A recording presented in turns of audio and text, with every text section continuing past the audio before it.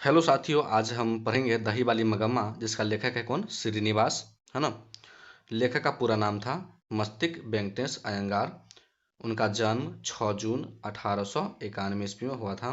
उनकी मृत्यु 6 जून, है ना, 1986 में हुआ था।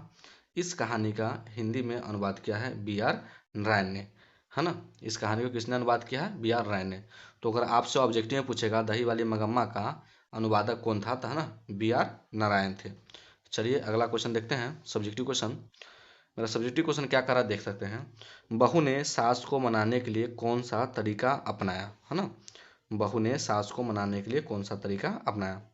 मगम्मा की बहू बहुत ही बुद्धिमानी थी। जो मगम्मा की जो बहू थी नजम्मा, बहुत ही बुद्धिमानी थी। बहू जानती थी कि उसकी सास अपने पोते से बहुत प्यार करती है ना। उसकी पुतौह जानती थी कि वो अपने पोते से बहुत ही प्यार करती है। इसलिए बहू ने सोच समझकर बच्चे को दादी के पास भेज दिया। मतलब उनके पास जो एक बेटा था, है ना, अपने दादी के पास भेज दिया, जिससे मेरी सास मान जाएगी।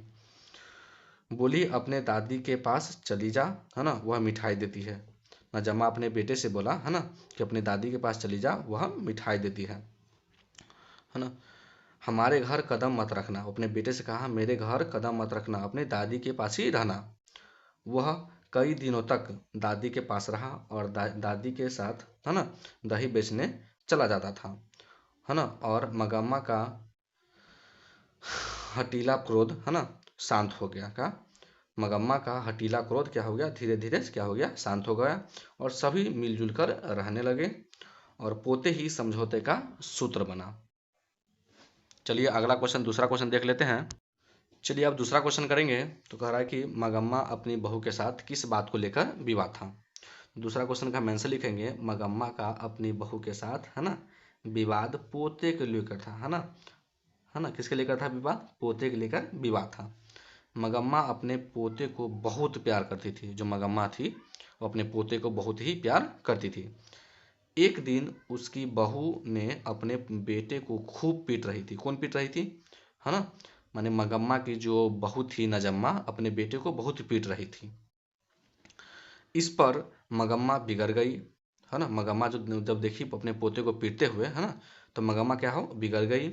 वह बहू को फटकार माने डांटने फटकारने लगी और कहने लगी, ए राक्षसी, तुम बच्चे को क्यों पीट रही हो, है ना। बहू भी गुस्से से मगम्मा को, है ना, गुस्से से भी, है ना, बहू भी गुस्से से मगम्मा को भी सुना दी, है ना। दोनों में वाकई युद्ध हुआ, है ना, बहुत ही बोलचाल हुआ हो गया। उसी उसकी बहू ने साफ शब्दों में कहा कि वह मेरा बेटा है, उसे मारने का हक है ना, क्या है? हक है। मगम्मा बोली, आने दे तेरे घर वाले को, तब उसे बताती हूँ। और जब बेटा आया तो, माने कि मगम्मा का जब बेटा आया तो अपनी पत्नी का ही साथ दिया, है ना।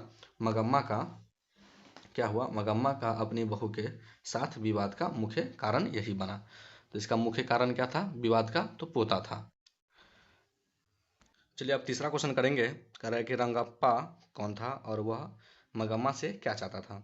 तो उत्तर लिखिए, रंगप्पा गांव का अलंपट, जुआरी और बदमाश था, है ना। माने कि रंगप्पा जो था मगम्मा के गांव का क्या था? अलंपट, है ना, जुआरी और बदमाश था। वह मगम्मा के घर की सारी बात जानता था। मतलब जो मगम्मा और नजम्मा में जो झगड़ा हुआ था, रंगप्पा सभी बात जानता था, है ना। रंगप्पा क्या था? सभी बात जानता था, है ना। वह मगम्मा को अकेली जानकर उसे बार बार धन उधार मांगता था। मतलब कि मगम्मा से, है ना, रंगप्पा रुपए उधार मांगता था।